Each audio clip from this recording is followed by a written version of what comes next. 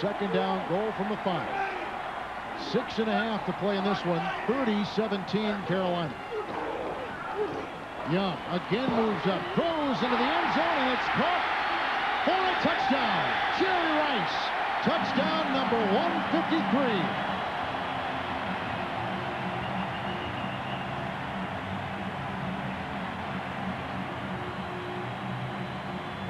What a warrior this quarterback is. He got smacked, he got hit. I don't know if he knows where he's at, but he feels too bad to celebrate right now, but you gotta love his attitude. He'll just keep fighting you.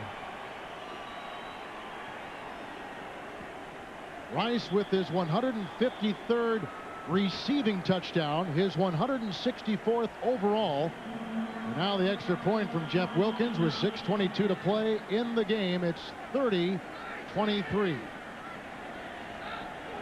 Wilkins has been perfect today. A low snap to the holder, Elvis Sturbach, and he bangs it through. The 49ers within a touchdown of the lead, and their defense held on the Panthers' next possession. Roy Barker sacking Kerry Collins and forcing Carolina to punt. So it's San Francisco's ball with 5 minutes left to play. Steve Young from his own 32, first down and 10. Moves out of the pocket, has to get to the 42. He's got the first down. Steve Young on the move. Inside the 50, inside the 40, and down to the 36-yard line. He got hurt. I think he got hurt in that run because he quit running hard. But what a competitor. I think he pulled something and started heading to the boundary. They got in a 4-3. It's a 4-3 instead of the 3-4 to get more pressure, and they chase him. Now watch how he pulls up. He's off running like a horse right there. Something happened. He didn't feel good and got out of bounds. Season-long 33 yards for Steve Young. On the 35 of Carolina. First and 10, 4:50 to play. Young on the wing. They got in his face, and Sean King may have touched that ball. It's second down and 10. Low dirt ball. All the great throws Young will make, and Young will never surrender, but that was a dirt ball. That ball went right down the feet. I think he hurt himself on that long scramble. Look at what this fourth quarter has not brought Carolina. You never have enough points when you're going against Steve Young. He's never done until it's over. And how big do those 2 missed field goals loom right now for the Panthers? That opened the door. You open the door on the 49ers, and they'll come running through it. Second down and 10 for Young with the throw high, and it whistles over the head of Rice, but a flag is thrown on the route.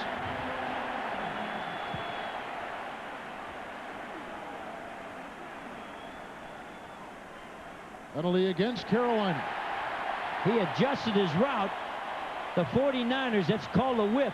You start inside and you come back outside. Holding by the defense, number 38. 5-yard penalty, automatic first down. Tyrone Poole is right here, and he's going to come in, whip, and come back out. Well, he comes inside. There's the shove and the push. That's a double push, and then he grabbed a hold of his pants at the end. But what Rice is doing is he's pushing these receivers off of him. And so Tyrone knew he had to grab a hold of him. Season high 13 penalties against San Francisco. First down and 10 for Young. And the throw. Oh, it's picked up on the deflection by Eric Davis, the former San Francisco 49er. And the second interception thrown today by Young. Collins will go to a knee. 1:06 in the clock ticking here in the fourth quarter. And Carolina with a 6-point lead. Looks like they're going to the playoffs for the first time ever. And this will set an NFL record for the earliest playoff appearance in the history of the NFL. And they still have a chance to set the record for being the quickest team to a division title. The Panthers now ahead of the 49ers at the top of the West by virtue of having done the double over them. And Dom Capers could well be seeing George Seifert again in the playoffs.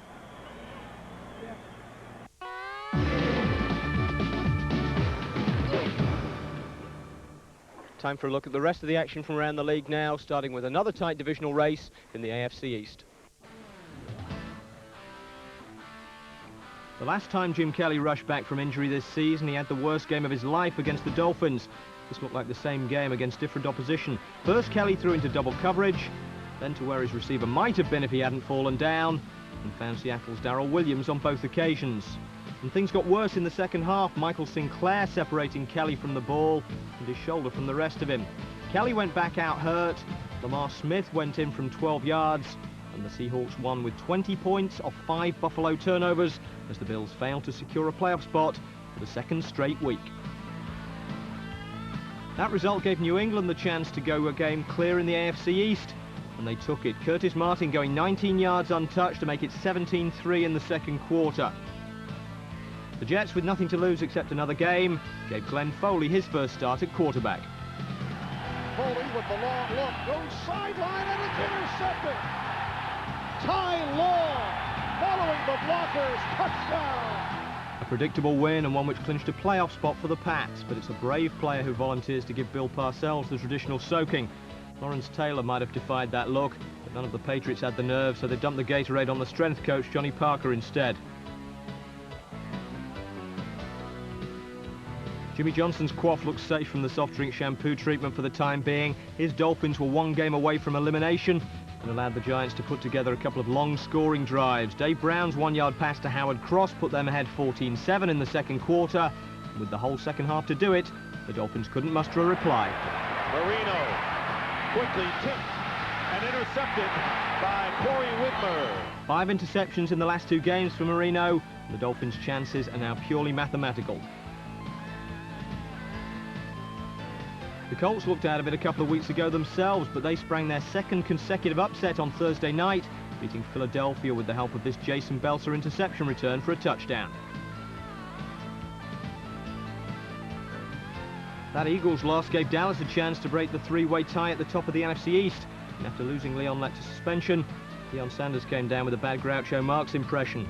Actually, it was a back problem, but Deion returned to help limit Arizona to a couple of field goals and take a lateral he probably didn't want after Darren Woodson's interception. Still, well into the third quarter, those 2 Arizona field goals were good for a 6-0 lead. That's Michael Irvin. He's going to score. Michael Irvin into the end zone. Touchdown, Dallas. And they squeezed by Arizona just, which meant they could go top of the division for the first time this season if the Bucs could beat Washington. Actually, Washington are beating themselves these days, having lost 4 of their last 5. And while Gus Frerotte was getting picked off, Trent Dilfer wasn't. Dilfer back to the air, wide open, Harris, touchdown. No interceptions for Dilfer, but more importantly, the Redskins couldn't stop Tampa running. Over 150 yards on the ground for the Buccaneers. Allstott adding to it, looking for the end zone. Touchdown. Tony Dungy's team showing late but definite signs of progress, while the Redskins are going the other way. You can take a baby to a Rams game, but you can't make him watch, and really this wasn't family viewing. We'll cut straight to the low light with the Rams already down 21-3, and Eddie Kennison adding to the misery by letting the punt hit him, botching the attempted recovery and giving the Bears an easy touchdown. Tony Banks and Alonzo Spellman were both sent to the locker room for fighting in this one, which meant at least they didn't have to watch.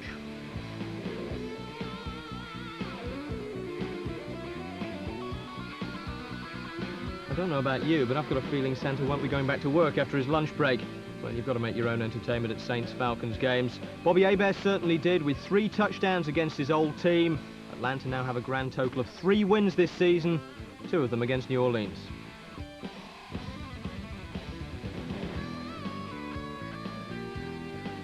Stan Humphries either still feeling last week's concussion or angling for an endorsement deal with Head & Shoulders. Either way, he was probably glad not to be facing the Steelers' pass rush. Chad Brown. Salisbury, Brown has it, ball loose, still loose. And then no longer loose. The Steelers sacked Sean Salisbury 5 times, and Mike Tomczak's lone touchdown pass to a lone Andre Hastings was enough to secure the win and Pittsburgh's 3rd consecutive AFC Central title.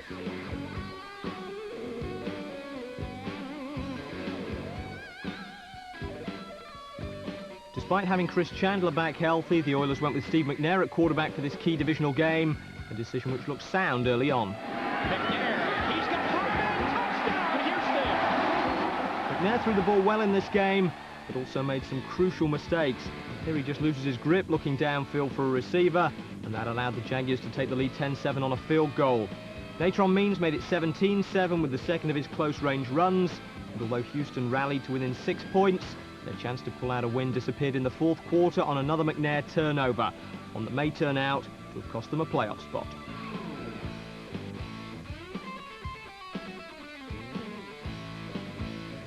Neither of these teams is going to the playoffs, still they played an entertaining game. Jeff Blake entertaining everyone with his hide the ball, trick the cameraman and throw to a wide-open Tony McGee routine. That gave the Bengals a 7-point lead, but with time running out, the Ravens had a 4th down at the goal line. Testaverde throws, and they blunt it short of the goal line. Carwell Gardner is stopped by Sam Shade. The Vikings have gone from Warren Moon to Brad Johnson at quarterback this season, but Chris Carter supplies the continuity, catching anything thrown by anyone even remotely in his postal area. That was the weekly Carter highlight. Here's the weekly touchdown. Play action by Johnson. He's got Evans wide open in the flat, but he's got Carter wide open in the end zone. Unsurprisingly, when the Lions pulled to within 2 and tried the onside kick late in the game, the Vikings put Carter in on special teams, and he came up with the ball to preserve the win.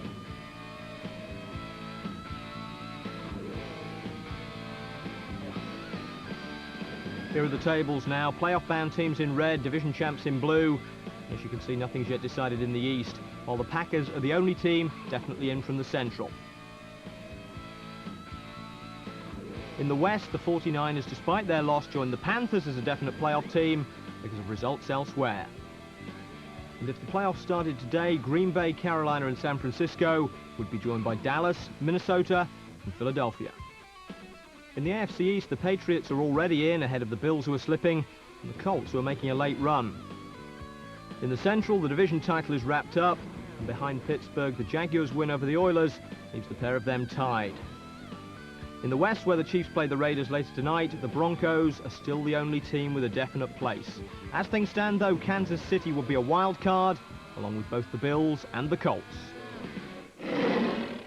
And that's about it for tonight. Another good week of football, although also something of a sad week in the NFL because it marked the passing of Pete Rozelle. Now, some of you might not have heard of Pete Rozelle, but without him, you probably wouldn't be watching American football on Channel 4. He was commissioner of the league from 1960 through until 1989 and really oversaw the creation of football as a television game. He also oversaw the creation of the Super Bowl, so we've got a lot to thank him for. All right, Blitz will be coming your way on Saturday morning. We'll be back next Monday night at 11 from Green Bay. Good night. When you think what a legacy this man has left, and I've always made this contention, you know, the game is going to be here for a long time, but you've got to leave your mark on the game. Pete Rozelle left a great mark on the game of football. I mean, you look what he did between the AFL and the NFL, then with Monday Night Football, with the first TV contract. I mean, his accomplishments really are too numerous to list. He was truly a visionary, and a great, great commissioner, the likes of which we will not see again. You see those old films, you see how much the game has progressed just in the films and in so many other ways. I can hardly wait to watch at least part of the next 30 years because I think the advances and the improvements are going to be even greater. We were adversaries, we were rivals, we were friends. But the thing I admired most about Pete Rozelle was his passion and love for the National Football League.